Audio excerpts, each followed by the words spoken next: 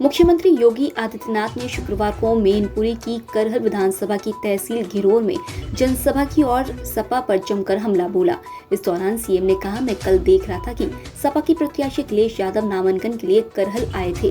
तब उन्होंने कहा, अब दोबारा सर्टिफिकेट लेने के लिए आऊंगा, लेकिन एसपी सिंह बघेल ने उनको 5वें दिन ही यहाँ आने पर मजबूर कर दिया। उनकी स्थिति आसमान से टपके और खजूर पर अटके वाली हो गई है। योगी ने कहा कि हम लोगों ने कहा था रामलला हम आएंगे, मंदिर वहीं बनाएंगे। हम लोगों ने जो कहा वह किया। क्या ये काम सपा, बसपा या कांग्रेस कराती? जिस कोरोना ने पूरी दुनिया को रोक दिया, वह राम मंदिर का रास्ता नहीं रोक पाया। साल 2023 में भगवान राम का भव्य मंदिर अयोध्या में तैयार होगा और राम मंदिर भारत का राष्ट्रीय मंदिर होगा। ठेला लगा करके अपना काम कर लेंगे, लेकिन हम किसी को छेड़ेंगे नहीं, किसी व्यापारी को पलायन नहीं करने देंगे। अब और भाइयों बहनों, मैं यही कहने के लिए आया हूं, बेझिझक आप वोटिंग करिए, डरिए मत। अपना चुनाव बूथ पर जाइए। हर एक मतदाता को पहला काम मतदान का और फिर जलपान का। पहला काम मतदान। सभी लोग सहमत हैं? कमल चुनाव चिन्ह पर प्रोफेसर एसपी सिंह बघेल जी को चुनाव जिता करके भेजेंगे। मैं स्वस्थ होकर के जाऊं मजबूती के साथ। सभी लोग सड़क के उस पार भी मेरे साथ दोनों हाथ ला करके बोलेंगे, भारत माता की, भारत माता की, भारत माता की।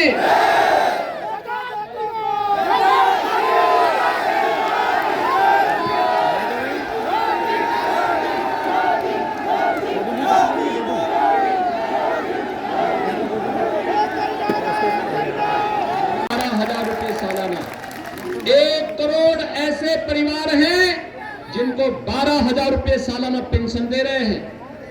और भाइयों बहनों, हमने एक और निर्णय लिया।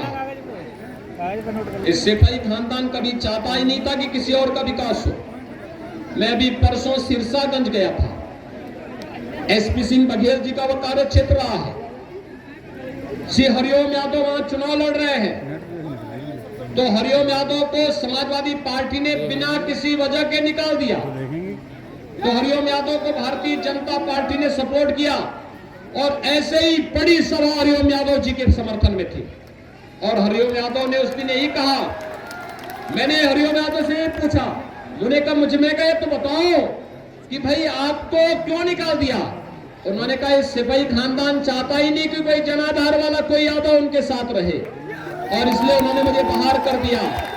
लेकिन आप चिंता मत करिए, उन्होंने कहा मुझे उस दिन, कहा फिरोजाबाद में 5 सीट है, सिरसागंज तो डंके की चोट पर जीतेंगे जीतेंगे।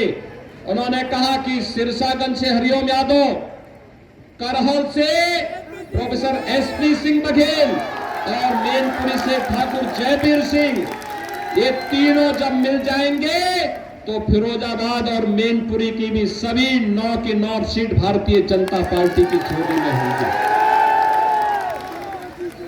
तो मैंने कहा, उन्होंने कहा देखिए सिपाही खानदान का तो एक ही नारा है, एक ही नारा है, सबका साथ, लेकिन सिपाही खानदान का विकास। नौकरी निकलती थी नौजवानों के लिए और चाचा और भतीजा वसूली के लिए निकल पड़ते थे। किसी नौजवान को बिना पैसे के नौकरी देते थे क्या ये लोग? हमारे नौजवानों के भविष्य के साथ खिलवाड़ करते थे। और अभी तो इन्होंने इतना बड़ा अनर्थ किया, हम लोग प्रदेश के 1 करोड़ नौजवान को टैबलेट और स्मार्टफोन दे रहे थे। इन्होंने चुनाव आयोग को शिकायत कर दी, जबकि पहले से चली आ रही योजना थी।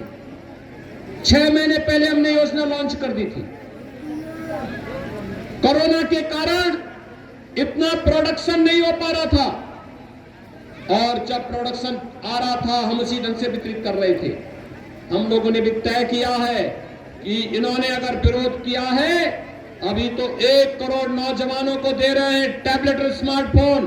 भाइयों बहनों, 10 मार्च को भारतीय जनता पार्टी की सरकार बनने दीजिए, 2 करोड़ युवाओं को टैबलेट और स्मार्टफोन हम प्रदेश के अंदर उपलब्ध करवाएंगे, 2 करोड़ युवाओं को। और यही नहीं, माता पिता के ऊपर इसका बोझ नहीं आने देंगे। डिजिटल एक्सेस जो भी होगा वह प्रदेश सरकार स्वयं वहन करेगी। उत्तर प्रदेश का नौजवान ऑनलाइन एजुकेशन, ऑनलाइन एग्जामिनेशन और कंपटीशन की तैयारी भी अपना टैबलेट और स्मार्टफोन से ही करके देश के अंदर प्रतियोगी परीक्षाओं में पदस्थान प्राप्त करेगा। भाइयों बहनों, आज मैं आपके पास एक बार एक जगह का गुंडा दूसरे जगह जाने की स्थिति में नहीं है। आज के दिन पर कुछ लोग जेल में चले गए थे, जेल के बाद बेल लेकर के बाहर आए होंगे और अभी 2-3 महीने के लिए अब चुनाव की घोषणा हुई, थोड़ा इस समय रेंगते हुए दिखाई दे रहे हैं। भाइयों बहनों, इनका रेंगना 10 मार्च के बाद भी बंद हो जाएगा। घबराने की आवश्यकता नहीं, क्योंकि हम तो तय कर चुके हैं।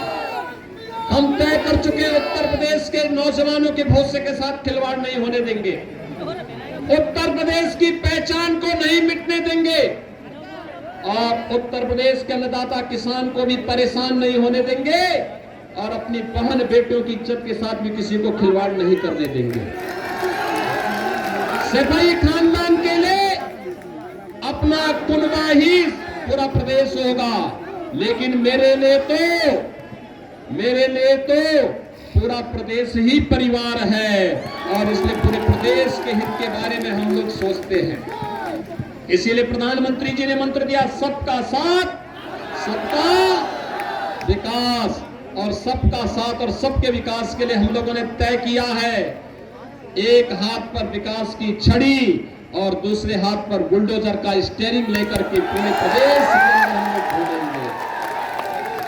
आप देखना, उत्तर प्रदेश विकास भी करेगा और ये दंगा फसाद करने वाले, कर्फ्यू लगाने वाले, व्यापारियों पर हमला करने वाले, बहन बेटियों की इज्जत के साथ खिलवाड़ करने वाले और ये जितने धमकीबाज है ना, इनको आप देखना 10 मार्च के बाद ये अपने गले में तख्ती लटका करके घूमते हुए दिखाई देंगे और वही आह्वान करने के लिए मैं आया हूं।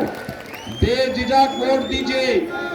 आपके उत्साह को देख करके मैं कह सकता हूं, प्रोफेसर एसपी सिंह बघेल का चुनाव भारतीय जनता पार्टी ने बहुत महत्वपूर्ण तरीके से किया है और भाइयों बहनों, आप उनको चुनाव जिता करके भेजिए। करहल को एक बार फिर से मथुरा वृंदावन बनाने का काम अगर कोई करेगा तो भाइयों बहनों, वह एसपी सिंह बघेल के नेतृत्व में होगा और यही आह्वान करने के लिए आज मैं आपके पास आया हूं। चुनाव के दिन पहले मतदान, यानी 20 तारीख को चुनाव होने हैं परसों। आज चुनाव प्रचार का अंतिम दिन है। पहला काम मतदान का, डरिए मत, बेझिझक जाइए। जो उत्साह आपने दिखाया है करहल के प्रति और मैनपुरी के प्रति, मैं उसका आह्वान करने के लिए आया हूं। ये जो गुंडे अपराधी अभी हमला करके अपना कायराना हरकतों का कर रहे हैं ना, इनका तो बहुत अच्छा उपचार है हमारे पास, बहुत अच्छा उपचार है।